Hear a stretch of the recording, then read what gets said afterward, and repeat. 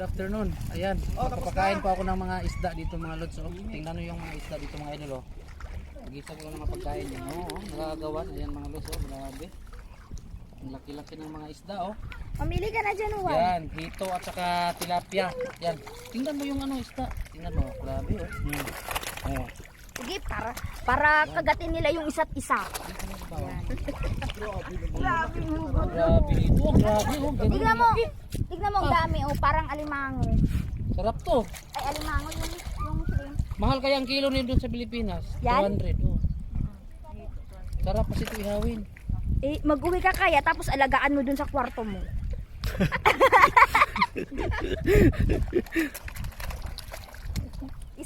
isang hito, tapos, oo.